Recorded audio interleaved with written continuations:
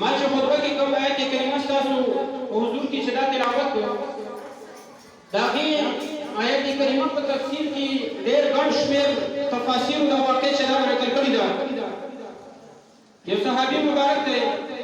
حضرت عبدالله بن زبیر رضی الله تعالی عنہ، هغه د خپل پلار مبارک د حضرت زبیر ابن عوام رضی الله تعالی عنہ په حق باندې چې دا فرمایي، او زبیر ابن عوام رضی الله تعالی عنہ هغه جلیل القدر صحابي دی چې هغه په عشره مبشره کې چې دا داخل دی، هغه لسو صحابه کرامو کې داخل دی چې نبی علیه الصلاة والسلام په دنیا کې ورته د جنت زیری چې دا ورکړی دی. نو هغه زبیر ابن عوام رضی الله تعالی عنہ په حق باندې دا زوی مبارک عبدالله ابن زبیر رضی الله تعالی عنہ هغه فرمایي د ستاسو توجه راغواړم د مبارک چې دا یو پټی او ورسره په څنګ کې د انصاري دا هم یو پټی او په یو ځای باندې یو ونه چې دا راتېره وه د اوبو د پټي د خړوبېدو لپاره د دغې زبیر بن عوام رضی الله تعالی عنه او د دغې انصاري په خپلو منځ کې سره خفګان په دې خبره باندې راغی چېرې دا پټي په کومه طریقه باندې خړوبول پکار دي. اول آیا زبیر رضی الله تعالی عنه دا حق جوړېږي او که نه دا انصاري کس دا حق چې دا جوړېږي. د دوی دواړو په خپلو منځ کې سره اختلاف او خفګان چې دا راغی او بیا دغه دواړو نبي علیه الصلاة والسلام فیصله چې دا راوړه او نبی علیه الصلاة والسلام ته دواړو خپل موقف چې دا ورته بیان کړو چې نبی علیه الصلاة والسلام زموږ په منځ کې دا فیصله وکړه چې دا اول پټی خړوبېدل دا د چا حق چې دا جوړېږي. نبی علیه الصلاة والسلام مبارک چې د دواړو دا خبرې واورېدې، نبی علیه الصلاة والسلام زبیر بن عوام رضی الله تعالی عنہ ته چې دا وفرمایل چې ته اول دا پټی لږ شانتې خړوب کړه او بیا د هغې نه بعد د اوبو دا نمبر د انصاري کس ته چې را ورکړه. بس نبی علیه الصلاة والسلام مبارک یعنې په نرمه طریقه باندې دا خبره د دواړو چې دا حل کړله. خو هغه انصاري بدبخته و، هغه انصاري ته چې نبي علیه السلام دا فیصله وکړله د هغې نه بعد هغې په دې باندې چې دا ناراض و او ورته ویې چې علیاذ بالله دا فیصله خو ماته منظوره نه ده.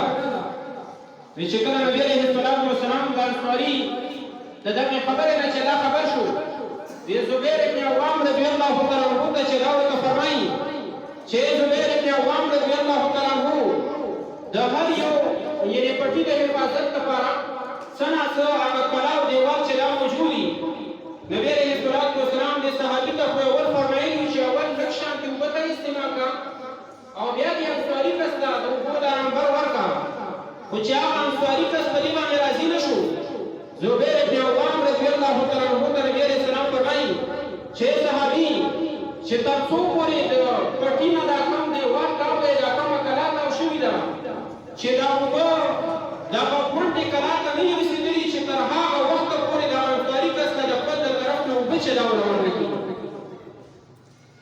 وی چې کله نبي علیه الصلاة والسلام مبارک دا فیصله وکړه، خدای پاک جل شانه د نبي علیه السلام په حق کې او د هغه انصاري په خلاف باندې آیت کریمه نازل کړه چې خدای پاک جل شانه فرمایي چې د ستا په رب دې سره قسم یې نبي علیه الصلاة والسلام چې تر هغه وخته پورې د هغه کس مؤمن مسلمان نشي کېدی چې تر څو پورې نبي علیه السلام ستاسو حاکم جوړ کړي، ستاسو فیصله کوونکی جوړ کړي او د ستاسو فیصله په زړه سره ونه مني. الله جل شانه ته فرمایي چې هغه کس سره د امید چې دا نشي کېدلی. نو حاضرینو په دنیا کې د دوو کسانو په منځ کې او د دوو اقوامو په منځ کې او د دوو قبیلو په منځ کې یا د دوو خیرو په منځ کې اختلاف راځي، هغې لپاره صالحین پکاري، جرګه کوونکي پکاري چې کله یو جرګه فیصله وکړي. بعضې وخت یو کس ته خبره دا فیصله چې دا ناخوښه وي، هغه جرګې د پاسه بله جرګه ونیسي، هغه فیصله مثال تحصیل ته پاس شي، هغه فیصله های کورټ ته لاړه شي، هغه فیصله سپریم کورټ ته لاړه شي. په دنیا کې هم دې ته دغه قانون دی چې یو جرګې د پاسه بله جرګه ممکن ده. بعضې وخت انسان دی هغه په خپله فیصله باندې پوه شوی دی، هغې پاسه سړی نور کوئی کسان راولي، که کلي علاقه کې نه حل کېږي بیا های کورټ کې کیس واچوي، های کورټ یو فیصله وکړي هغې باندې څوک ناراضه وي سپریم کورټ کې فیصله وړاندې کړي خو بیا د سپریم کورټ فیصله بیا اخري فیصله ده دنیایي په اعتبار باندې ولیکن د نبي علیه الصلاة والسلام ذات مبارک د نبي علیه الصلاة والسلام شان مبارک خدای پاک دومره بې مثله او بې مثاله ورکړی دی دومره یو لوی کمال له خدای پاک ورکړی دی چې حضور علیه الصلاة والسلام مبارک چې کومه فیصله وکړي بس دا حتمي فیصله ده د دې نه بعد د بل چا د فیصلې گنجایش چې دا پکې نشته دی او بیا حاضرینو د دې فیصلې په هکله باندې یو واقعه بله ذهن ته راغله هغه مشهوره واقعه ده ستاسو باندې علما کرام به بار بار چې دا لیدلي هغه یهودي او د منافق په هکله باندې چې هغه خپل منځ کې سره یو خبره باندې اختلاف راغی هغه یهودي به وي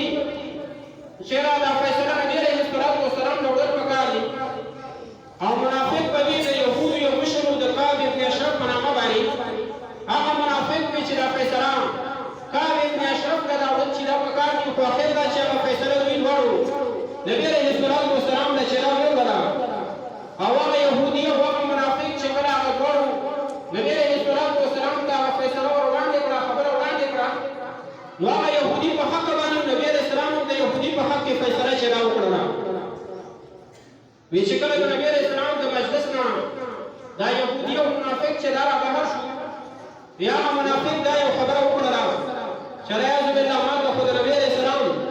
دا فیصله منظوره نه ده او دا فیصله به حضرت عمر رضی الله تعالی عنه رئیسو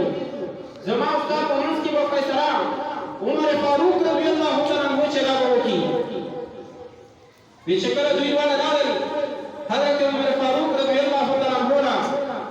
او هغوی عمر فاروق رضی الله تعالی عنه ته دا دواړو خبره وړاندې کړه خو دغه یهودي ورته وي چې زما او د ده په منځ کې خو په یو خبره سره اختلاف او خفګان دی خو ای عمر رضی الله تعالی عنه د ستاسو د فیصلې نه مخکې نبي علیه السلام زما په حق کې فیصله چې دا کړې ده وی چې کله نبي علیه الصلاة والسلام مبارک د فیصلې نه عمر فاروق رضی الله تعالی عنه چې دا واورېدل چېرې زما نه مخکې د حضور علیه الصلاة والسلام د یهودي په حق کې فیصله کړې ده وی دغه منافق دی وایي چې تاسو دلته لږ انتظار کوئ